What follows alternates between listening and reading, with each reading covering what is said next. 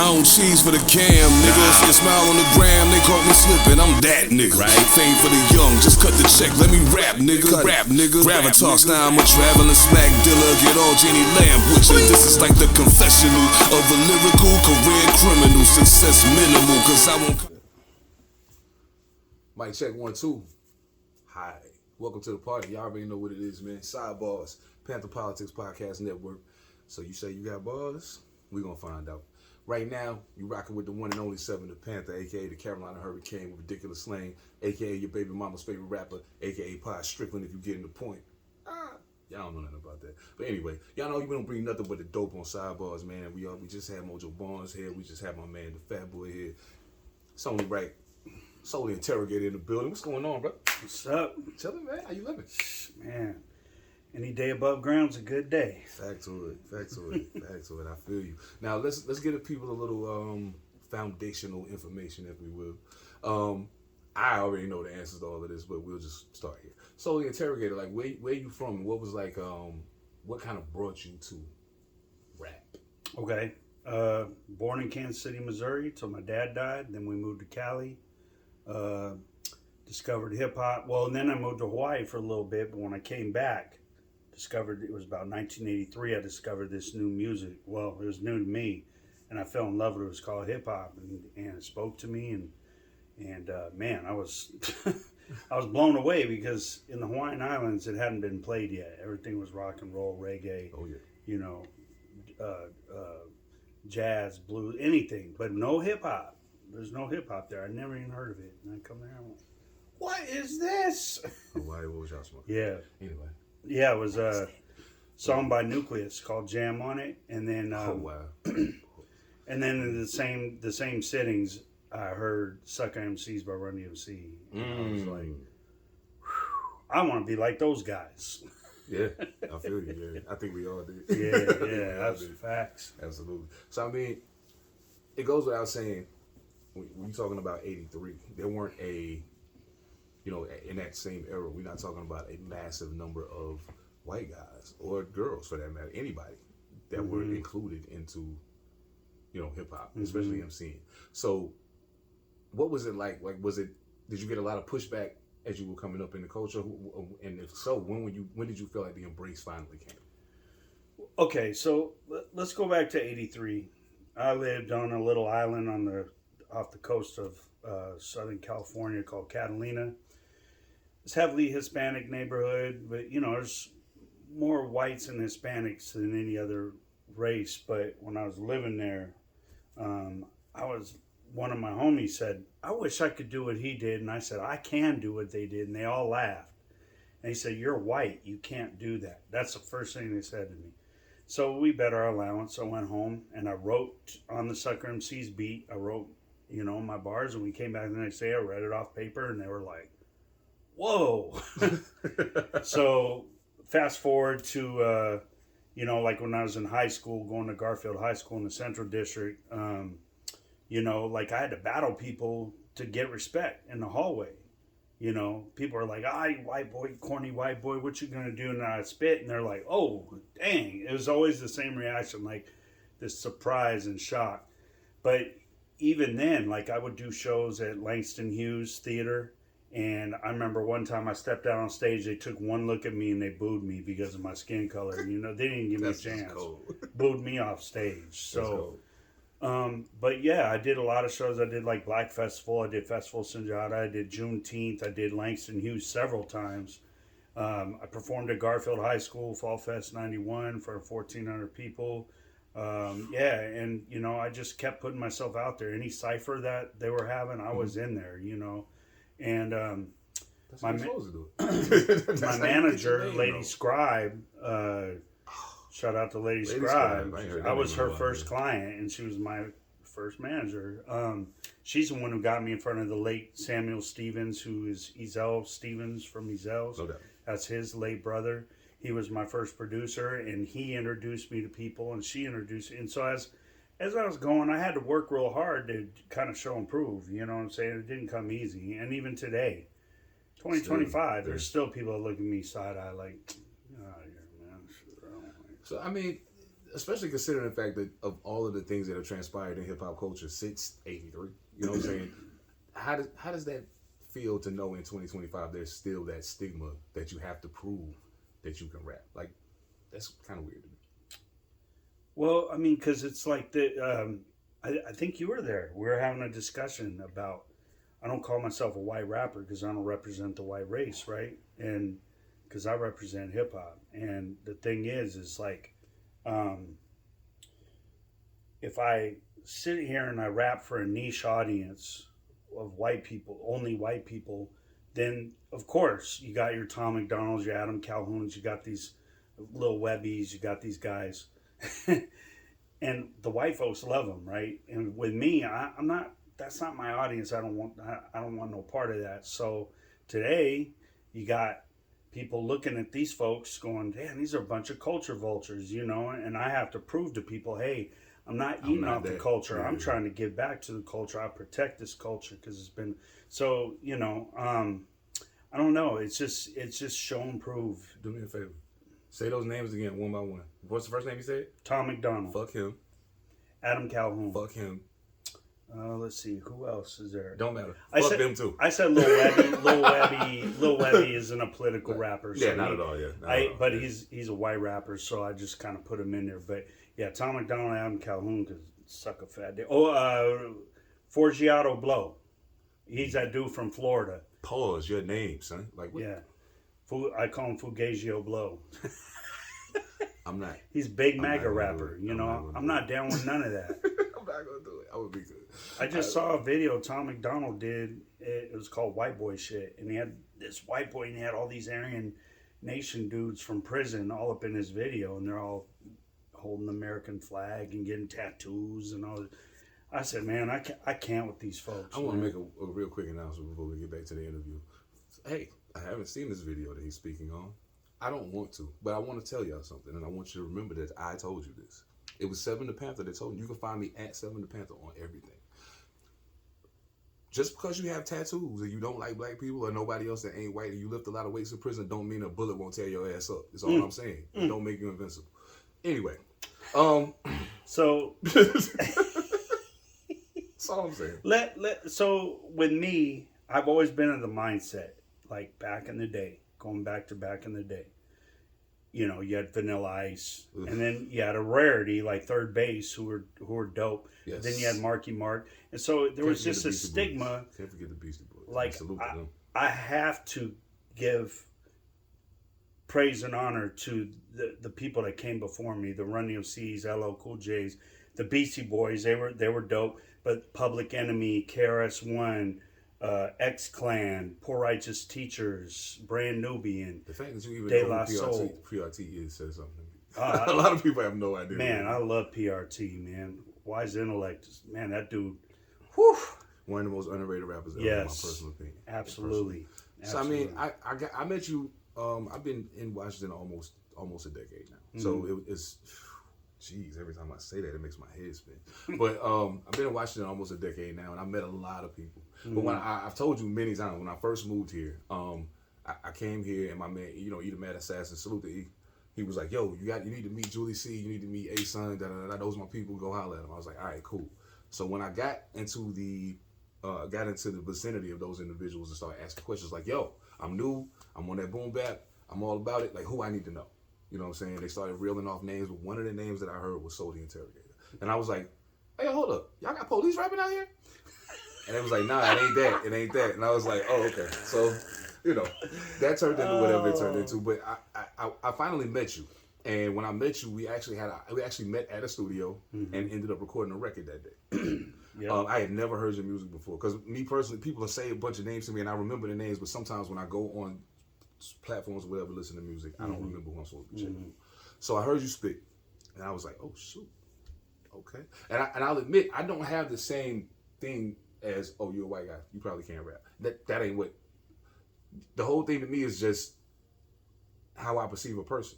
The whole time we were talking, I was like, yo, wait a minute, this feels normal. Like it doesn't feel like I'm talking to somebody who's speaking from outside of the culture. You know what I'm saying? Yeah. So as you started putting records out, especially here, you know what I'm saying? You talk about being an artist in a place that doesn't have a widely documented hip hop history. Yeah. You know what I'm saying? So when you started putting records out here, what was the initial response, and at what point did you feel like they finally was like, oh, wait, no, that's soul. He's dope. Like, at what point did it click? Oh, boy. I don't know. For some reason, sometimes I feel like it still hasn't clicked. Okay. But, you know, it comes in pockets. My very first album was called Pause. God, to be. My bad. Go ahead. My bad. Comes in bunches. Pause. Look at all that. I don't know. Oh. It comes in waves. Is that Come on, possible? all Are we of that, pausing all that? of his Okay. Pause. All of his pause. Okay. Oh my God. You're killing me, son. You Oh killing my me. gosh. Oh my goodness. That's funny. Oh That's man. funny. We That's need funny. a Dame Dash meme. Pause. Oh, don't get me started. Don't get me started. I'll do it. I will do it. So my first album was called Project Nomad, and I was a special guest DJ on Cube 93 when Chet Buchanan was the lead DJ there. And they played my song. It was called Peel the Label. It was about drinking. It was a drinking song. And the switchboards lit up. Like, they heard it, and it was kind of like a bump it or dump it type of thing. Do you like this song? Do you want to hear it again? And it was like 5 weeks straight that they were like, yes, this song is dope. This song is dope. And they kind of retired it because they wanted to get another artist in there. But that was like the first time I was like, you know, doing the show in front of my whole school where people were like, they're slag jawed because they couldn't believe that I was like performing at that level. And they were all coming up. Vitamin D, shout out Vita. Salute Vitamin D. You still owe me an interview, nigga. Anyway. Vitamin D, Be Self, they performed with me at that show.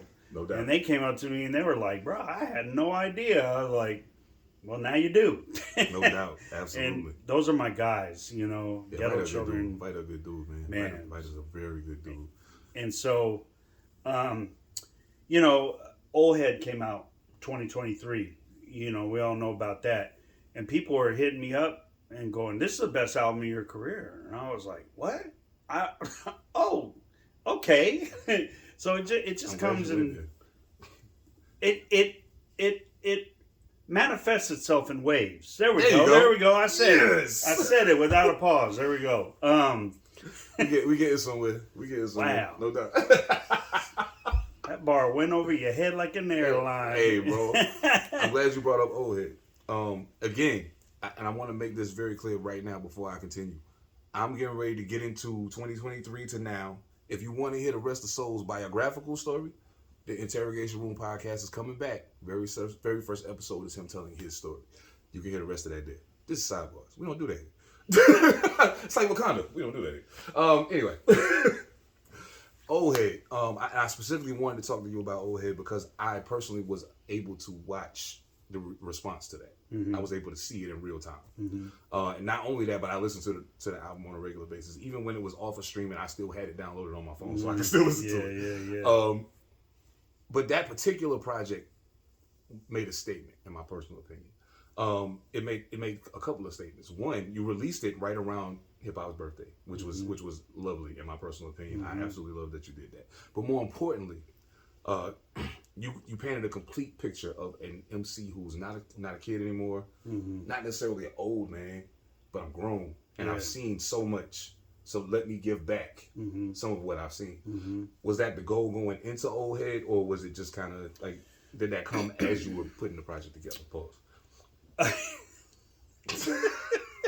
You know, I don't miss nothing, though. Oh, man. Okay, so the way Old Head came together is that, man, pause. Hey, look, we're just gonna pre-pause everything. The way Old Head transpired. That works too.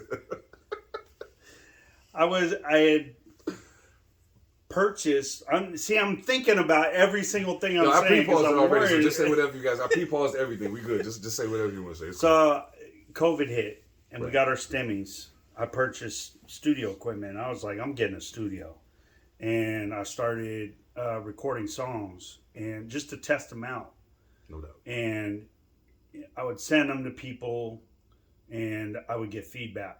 Hey, what do you think about this song? The first song I ever recorded was Strawberry Nights, which is on Old Head. Yeah. And my brother, the late Rick Selga, rest in peace. He was in a punk band down in Long Beach called Secret Hate, and they were very, very popular in Southern California. And Bradley Noel from Sublime was a huge fan, and he licensed the song "Ballad of Johnny Butt" for his album. My brother wrote that song. Oh wow! And so he was my hero. My brother was my hero growing up, like serious. And I used to call him, and even back in the old school days, I would dub a tape of all my old stuff and I mail it to him. He'd call me and say, "Shonsky, that's what he called me, Shonsky." My old rap name in the 80s was MC Shonsky D, by the way. So, you know, Cool Rock Ski, Joe Ski Love. Hey, I was keeping with the times. So, No doubt. you know, but he goes, "Shonsky, this is incredible. I like this," you know. And so he'd always give me little pointers and blah, blah, blah, this and that, all the way up until he passed. On his deathbed, I let him hear Fentanyl Blues, and he holds his hands up and he says, "That's punk rock, brother. Keep going. Don't ever stop." That's real. That's really real. I'm glad you said Strawberry Nights though. That song, first of all, the the skit is I remember the first time I saw the skit that you used at the end, and the first time I actually saw it when it happened. I was dying laughing. So then when you was like, so when Mano and Dave East so when you put it at the end of the record and you named the record that, I was like, oh, now this all makes sense. Yeah. That particular song to me is one of the best opening records of an album that I've heard in the last 10 years. Oh, easily, thank you. Easily. I think sometimes the first song is the hardest one to get right. Yeah. You nailed it. No ifs, ands, or buts about it. My personal favorite record on the album though is Cold Winter. That's my favorite song. Okay. And I think it's my favorite for a number of reasons. A, Robbie did his thing on the hook. B, the beat is absolutely phenomenal. But C, we got to see a part of you as an MC that we hadn't seen previously. Like I've never heard you rap like that before. You know what I'm saying? So I don't know, was it a conscious decision for you to do something different, or was it just kind of like, this is what the beat sound like, let me do it, I don't know if it's gonna work? No, I wanted to do something that was more modern, you know, like, because people, you know, the album's called Old Head, so I wanted to do something just a little bit different, throw a curveball in there. But I also wanted to talk about my addiction, and I hit up Robbie Wood, shout out Robbie Wood. Also an amazing artist, by the way. And he's got a huge, deep history in Seattle hip-hop as well. Sure indeed. Being a part of Nocturnal Rage, and you know, him and his crew almost moved on to the next level. See, here I go, being careful with my words again. But anyway, yo, you can say whatever you want. It's cool. Hey, it's a pause prepared zone at this point. Yeah, there we go. Just do your thing. It's cool. And he's in recovery, so we're like, let's do this, right? And so I sent him the beat, and he had he did his thing on the hook, and I wrote my bars, and I purposely was listening to newer artists, like I'd say about a month leading up to recording that song, because when I was writing it, I wanted to get that vibe. I wanted to catch that vibe, you know what I'm saying? So, and I wanted to show them, like, yeah, I'm an old head, but I can still keep up with these young kids, you know what I'm saying? Completely honest with you. That was the exact same mentality behind Laced Up. Okay. Exact same mentality. I was like, dog, y'all already know I can rap. You just don't know I can rap like you, huh? Yeah. Let me show you. So I know you talked about being in recovery. So I mean, just so the people will know, so they can celebrate you like we do. How long have you been clean thus far? August of 2025 was 12 years. So, salute to that. Yeah. Salute to that. Absolutely. And I'll tell you, it's not easy. It's not. Even at 12 years, I still have my moments where I just want to let it all go, you know. Well, I'm going to tell you something. You can hold on to your sobriety, bro, because I get plenty fucked up for all of us. We good. It's all between me and Mojo, we got you covered. Don't worry about nothing. We got you covered. Thank you. I appreciate it. I can live vicariously through you guys. You know what I'm saying? Yeah. You know, now, you were present for the Florida cookie situation. We ain't gonna get into that right now, but I'm just saying you was present for that, so you know how my brain worked. But yeah, we ain't gotta get into that right now. We talked about that on the pod a couple times, man. It was I know crazy, Fresh Juice talking about they might want to get my take on it, because I know you gave your take, Mojo gave his take, now they're gonna get my take. It would be good to hear a take from somebody who wasn't high during that whole. Absolutely. I was dying. We're sitting in the backyard. I'm rolling. I'm laughing just as much as you guys are, and I wasn't even high. Shoot. That's crazy. Oh Oh man. my gosh. Now, on Old Head though, there was what is the name of the record? Well, I can't think of the name of the song. Oh, I think I do sick. Oh, Deep End. Deep End, that's it. Yeah. That beat is insane. Absolutely. I remember the first time you played it for me, it was only your verse on there, and I was like, yo, can I get a verse on this? And you was like, oh, I already got somebody on it. And I was like, oh man, I should choke you. But for those guys who don't know, Soul produced, wrote, mixed, and mastered, with the exception of the guest verses, obviously, the entirety of Old Head. I think you proved your mettle as a producer on that album. You know what I'm saying? I already knew you could rap. That wasn't the question. But when I heard the production and the way you put the album together, it gave it a whole different. It gave me a whole different appreciation for you as an artist. As far as sequencing is concerned with Old Head, how did that kind of happen? Sequencing is what? As far as what? As far as like the order that you put the records in, like the first time I heard it, it was just kind of randomly you were playing songs. It wasn't in an order.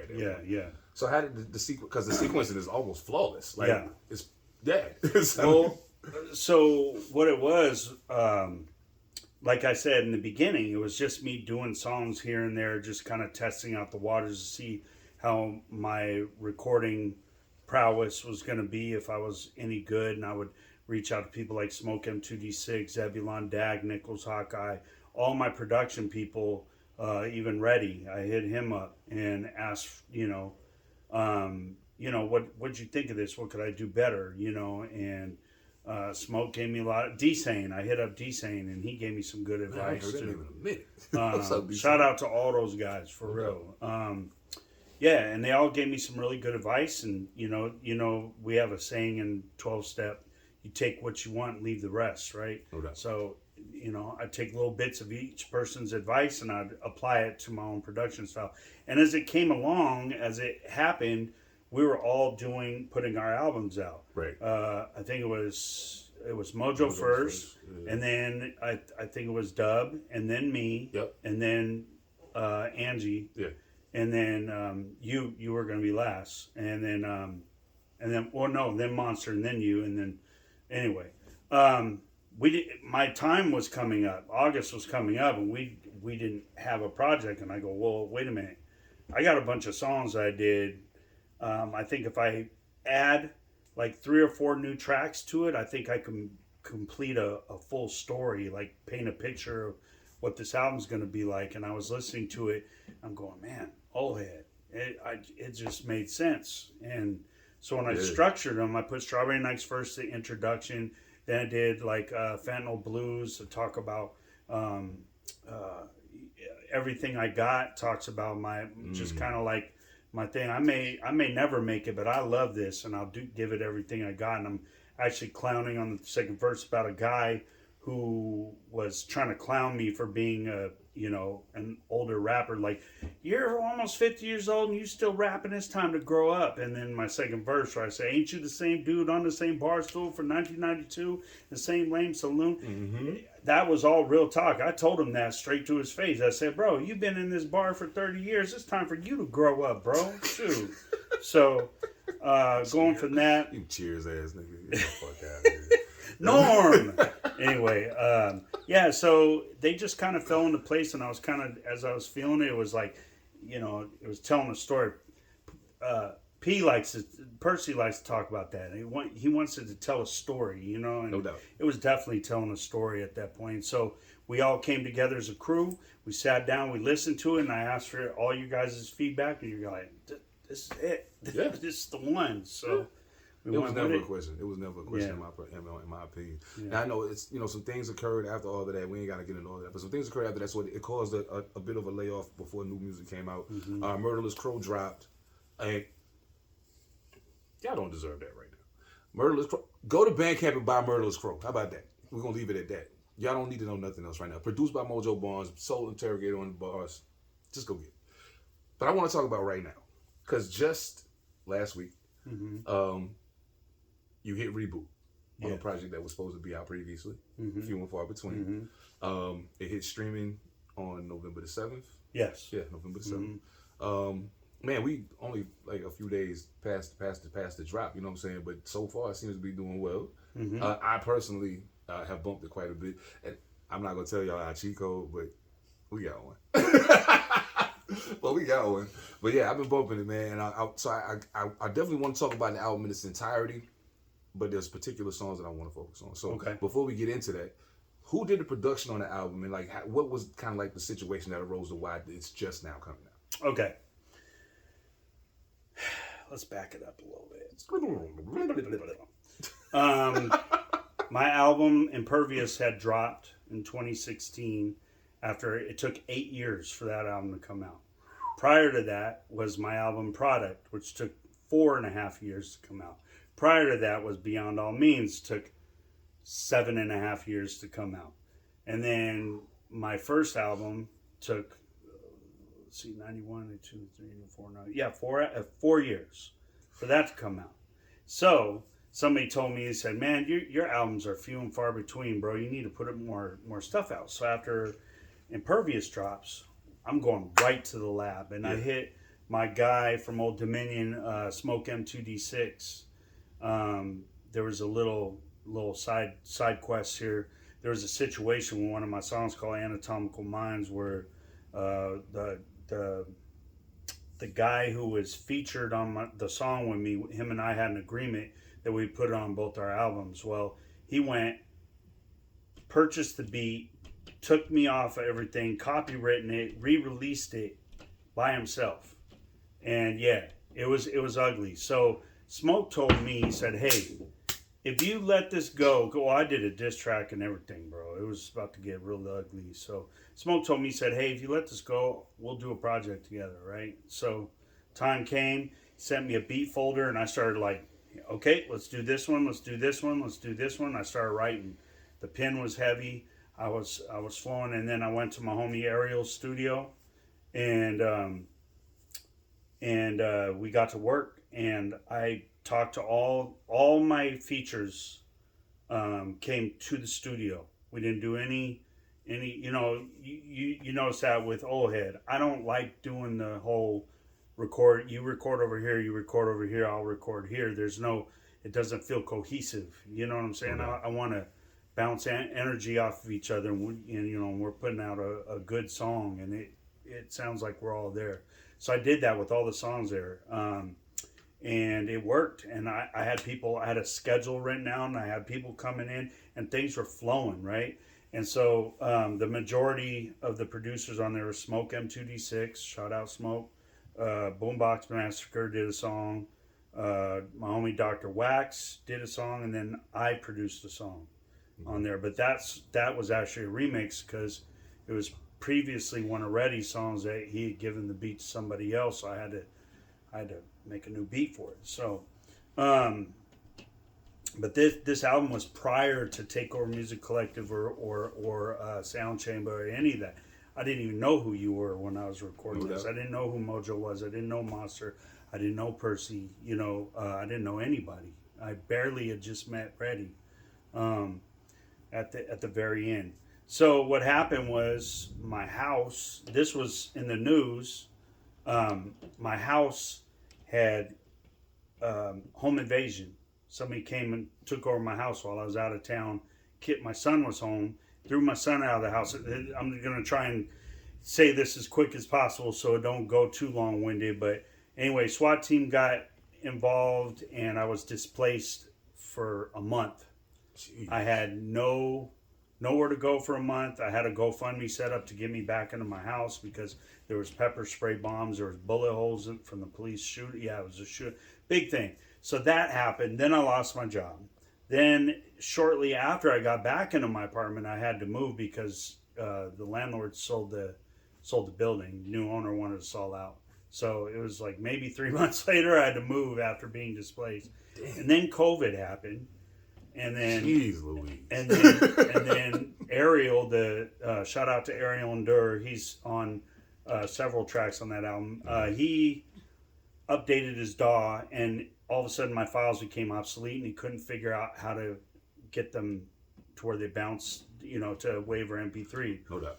Then he moved to Kansas, so I was like, Jeez, album's gone. So what turned into 6 weeks? They don't hip hop in Kansas. No, I'm just end up being 8 years. So he moved back. He moved back, and finally Smoke and Azrael got with him. They were able to extrapolate the files. They got them to me, and I started mixing and mastering. So here we are in 2025. An album that was supposed to take 6 weeks is now taking forever and a day. Jeez, So, hey, bro, but you know what? The funny thing about that is, after all of that, like, at first I was like, why are you so invested in rebooting this old album? But now knowing that, like, I already knew part of the story. But like, now that I know the full scope of it, no. There's no way that this was slipping through the cracks. You got to put this out. Right. You know what I'm saying? Just Absolutely. for no other reason, because of all of the things that you had to endure in order to even get it to come to fruition. Yeah. So, yeah, I understand completely. So, Few and Far Between. Let's start with that record. Few and Far Between. Like that. Okay. Give me some. So for each record that I'm gonna name, I want you to tell me kind of what the premise behind the record is, who produced it, and I guess most importantly, if you feel like you met the premise of what the record was supposed to be. So Few and Far Between. We'll start. Okay. I was looking for a title track for the album, and usually I let my title tracks happen. Sometimes I name my album after a title track. Like, I'll get my songs on, go, this one's going to be the title track, right? But this one, I was actually looking for it. I heard the beat, in the, Smoke gave me a folder with hundreds of beats in them, hundreds and hundreds. And I heard this one, and I was like, this is very introspective, but it's still, like, up-tempo. It slaps. I was like, this is going to be the one. And so I got that beat. I hit up a good friend of mine named Konomi Rivers. Shout out Konomi. Pause. Stop. Just stop. Give it a second. Use the side door out the garage, please. Don't come around to the windows or any of that. Please also watch the volume upstairs when you're dropping stuff, because it comes through like a freaking... They're just going to see the Northern Lights. They can run out. Yep. No, I got you. Just let me know. Thank you. Love you. All right. Here we go. She ain't a little woman, man. She might body slam that. I know. Make sure you cut that out. Make sure you cut that. No. Let me know when you're ready. You're ready. Go ahead. Okay. Hold on. I might as well reset. Oh yeah, I feel you. I try and do it every 20 minutes, so I did it once while you were talking. Oh, no doubt. Yeah, that makes sense. There you go.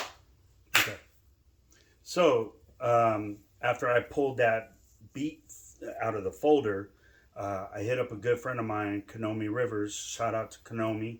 She's a karaoke host, and she has amazing voice. Absolutely. And we had been talking about doing a track together, because I think she was doing stuff with a band.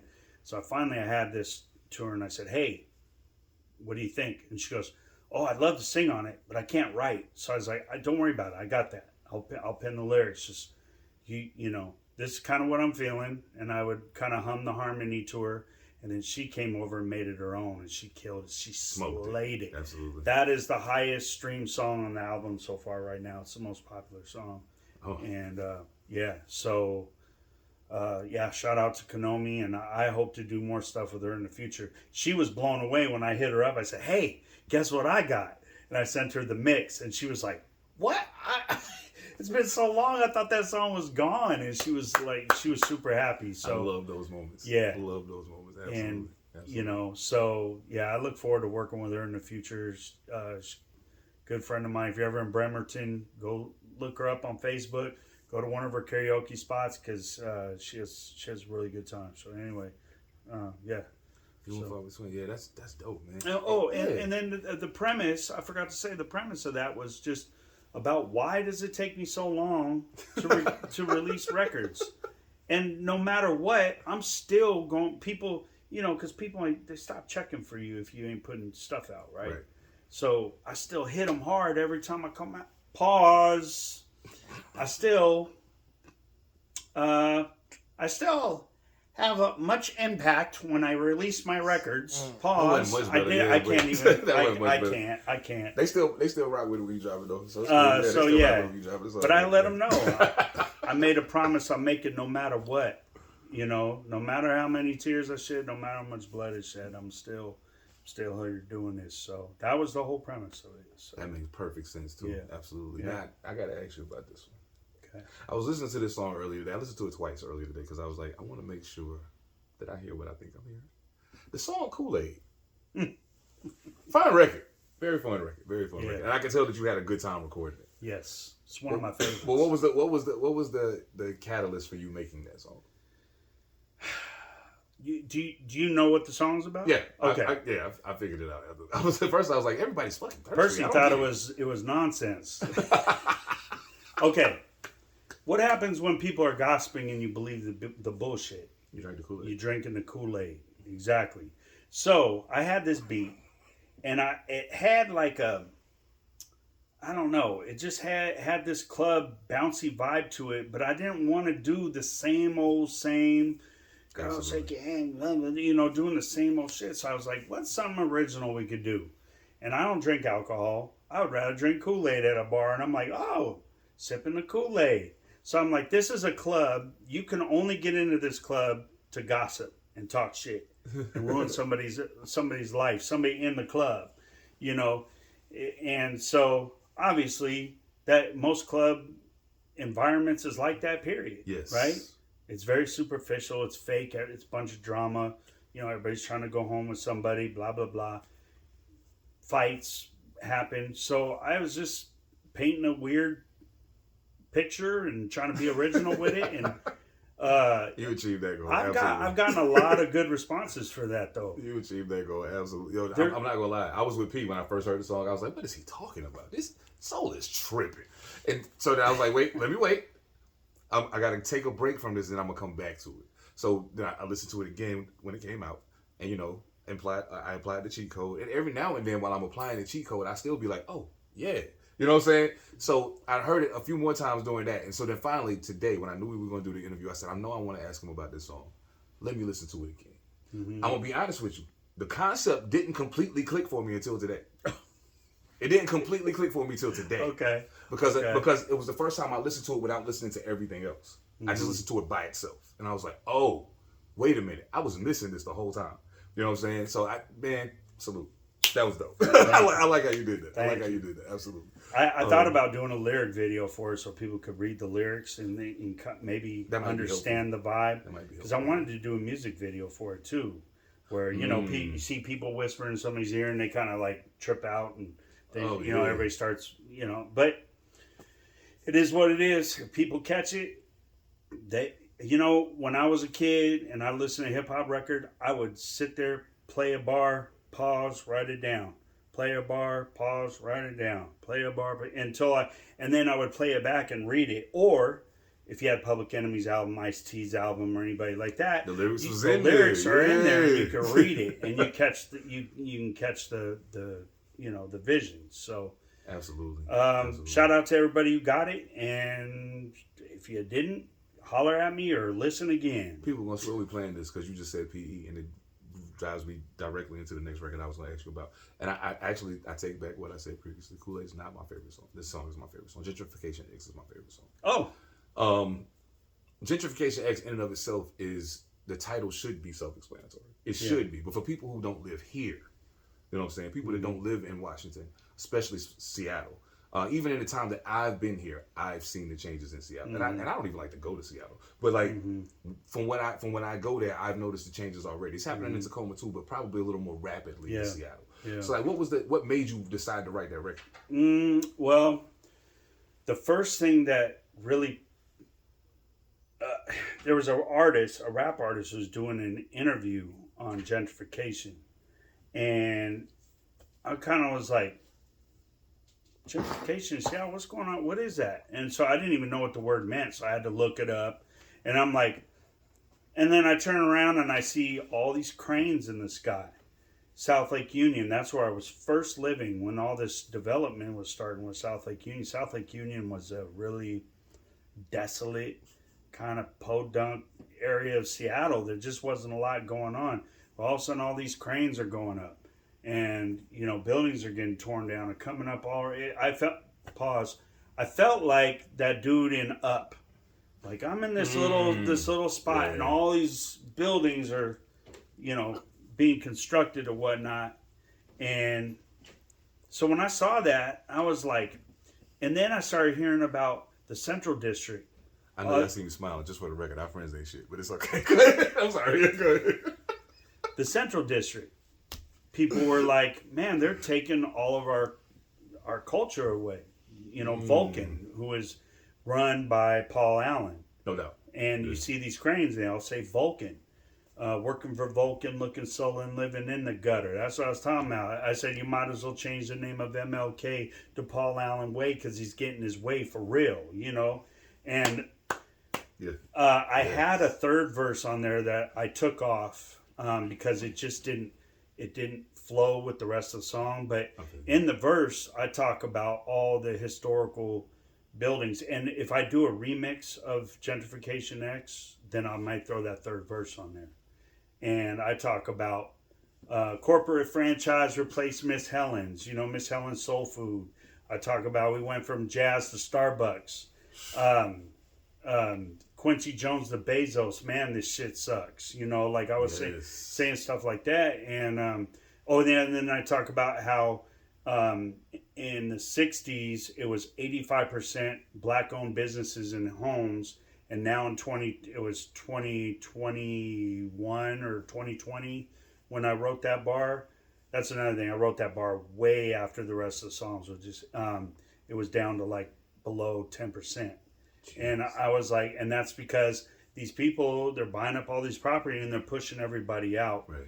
And I started noticing it was happening even in other neighborhoods like Ballard, which is I lived on the Blade on 87th and Aurora up north, and that's a pretty rough neighborhood. But we used to venture out into Ballard, which was like, Poe Rocker neighborhood. And even that has gotten gentrified, and now it's all a bunch of hipsters and, condos down there, and all the identification is gone. So I'm looking at this, I'm like, this is class warfare. We talk about the 99% of us are the ones being displaced by the 1% of the rich. We're the 99. We should be in control, not them.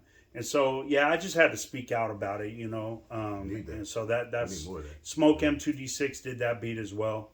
Hey, Smoke, I rap, man. Did you know that? My name's Seven Da Pantha. I rap sometimes. I rap a little bit. He said he's down to work with you, bro. You know that. Come on. Stop blowing smoke. Come on. That's crazy. But yeah, that was wild. I'm illmatic for that one. But yeah. Okay, so here's my thing. The album is a statement. Yeah. But we talked about specific records and what those statements were. If a person walks into a room right now, sits down at a table, put headphones on, and listen to Few and Far Between, what should they walk away with? To the whole record? To the whole thing. Oh. What should they walk away with? So the Interrogator is a dope MC, but he just doesn't put a whole lot of records out. I mean, I love that. And here's why. Here's why. Time, money, circumstances, the bank account's low. If you listen to it, you can hear all the voicemails throughout the album. There's a bill collector, an actual bill collector that called me, and I was like, beep, deleted. That's good.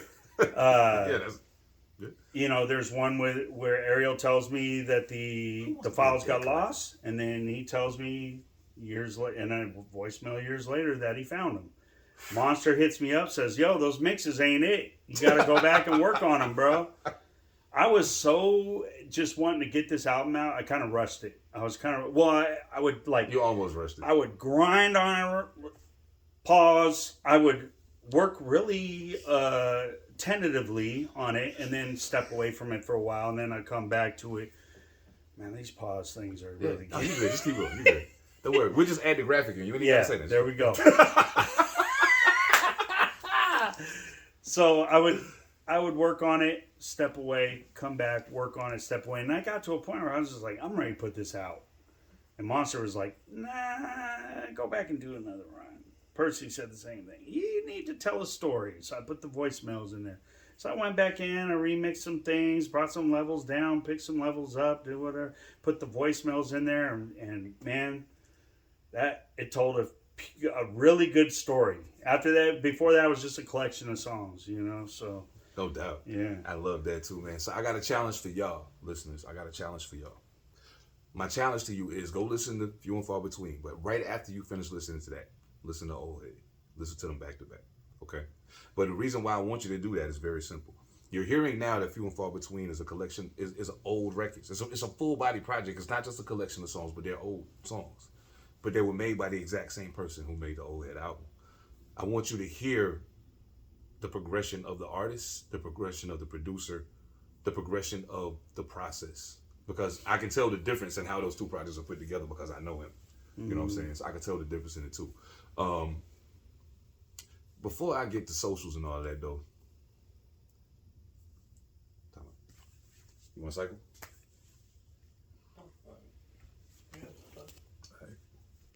Just some pre-written shit. Anything, it don't matter. This one. Yeah. Okay. You ready? 3, 2. Now, the tagline of this podcast is "So you say you got bars." Most of the people I talk to are MCs. You know, occasionally we had the producer. I also have a clothing designer that's going to be coming on soon, but that's beside the point. But this is Side Barz. We sound chamber, man. Like, we do this. Mm-hmm. So right now, fuck the records, the studio, and all that other shit. Let the people know why they should listen to Soul Interrogator. Let me hear something. Okay. Things never planned out the way that I planned it. It didn't matter if I was the dopest rapper on the planet. But still and yet I stand rapping tighter than Saran. People telling me to grow up like I was Peter Pan. But ain't you the same dude on the same bar stool from 1992 in the same lame saloon? Same drunken nights with the same ratchet chick. Same lame ass job that you too scared to quit. Smoking the same Porsche, so 2 tests short on your GED, smoking more weed than you can afford, so living in your mama's basement. Let's face it, you see me up here doing my thing and you straight up hate it. I got me a good job, I'm living my best life. I'm one and done, you getting divorced from your 5th wife, so please remove my name out your mouth like your dentures. Hit the exit on a stretcher during your next bender. Ooh. So if you're sitting on a bar stool in a saloon and you're lame and you've been sitting there for a long time drinking beer, grow up and get your life together, why don't you? Jesus. Well, I don't care if you do that. Just don't talk shit about me rapping while you're doing that. Maybe the beer should be a little more few and far between because now you're an old head. But anyway, you know how we do it, man. So thank you so much, man. I appreciate this, bro. Tell the people how they can find you online, G. All right. Soul the Interrogator. INTERROGATOR, because don't nobody know how to spell that shit. So it's Soul the Interrogator on everything. Instagram, it's Soul_the_interrogator. On X, formerly known as Twitter, aka Trump and Elon's playground, it's at ST Interrogator. On Blue Sky, it's at ST Interrogator. Facebook, it's Soul the Interrogator. And on TikTok, it's Soul the Interrogator. So just find me on any one of those. And hey, y'all paying attention? I said this to y'all last time too. If your name is the same everywhere, it's easy to find you. Yeah. Stop trying to be cute. Fuck wrong with y'all? Anyway, y'all know what time it is, man. Soul the Interrogator in the building. Sound Chamber West in the building. I am Seven Da Pantha. We are Pantha Politix Network. We'll catch y'all next time, family. Peace. Peace. I don't cheese for the cam, niggas. Get smile on the gram, they caught me slipping. I'm that nigga. Right? Fame for the young, just cut the check. Let me rap, nigga. Rap, nigga. Gravatar style, I'm a traveling smack dealer. Get all Jenny Lamb with you. This is like the confessional of a lyrical career criminal. Success minimal, cause I won't.